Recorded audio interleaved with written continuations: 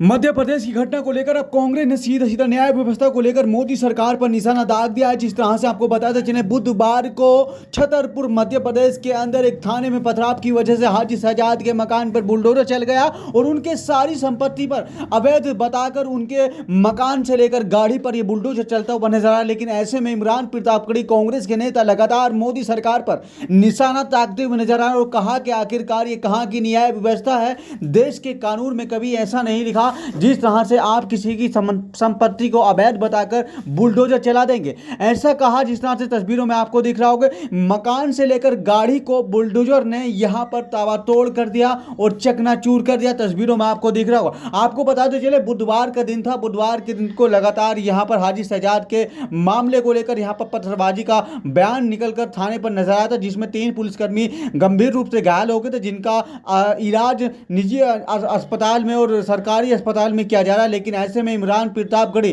भड़क उठे। जिस तरह से घटना को देखकर इमरान प्रतापगढ़ी ने कहा कि आखिरकार देश की न्याय व्यवस्था कहां पर चली गई है। देश के अंदर यह न्याय बुलडोजर करेगा तो सुप्रीम कोर्ट और हाई कोर्ट कहां पर जाएंगे? क्या उनके लिए भी कोई जगह है या नहीं? मध्य प्रदेश प्रशासन ने हाजी सजाद का सिर्फ घर नहीं तोड़ा, बल्कि घर में बुलडोजर भी चढ़ा दिया। जी हाँ, यह आपकी तस्वीरों में दिख रहा हो और यह ट्वीट इमरान प्रतापगढ़ी ने किया, जिस तरह से तस्वीरों में आपको दिखकर लग रहा हो कि आखिरकार देश की न्याय व्यवस्था कहां पर चली गई है।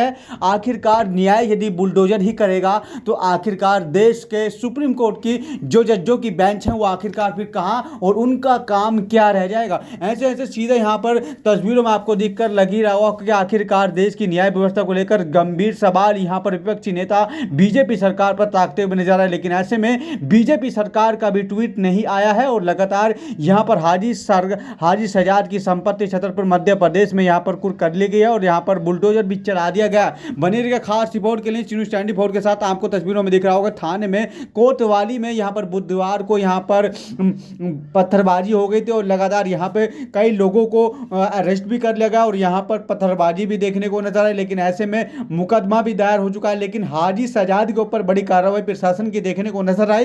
प्रशासन ने हाजी सजाद की संपत्ति को कुर्क कर उसकी संपत्ति पर यहां पर बुलडोजर चला दिया। बुलडोजर चलाने के बाद यहां पर जो भी तस्वीरों में आपने देखा होगा कि आखिरकार बुलडोजर घर के ऊपर तो चढ़ा ही, लेकिन वहां पर जो गाड़ियां भी खड़ी थी उनके ऊपर भी हाजी सजाद की संपत्ति पर प्रशासन का बुलडोजर चलता हुआ नजर आया।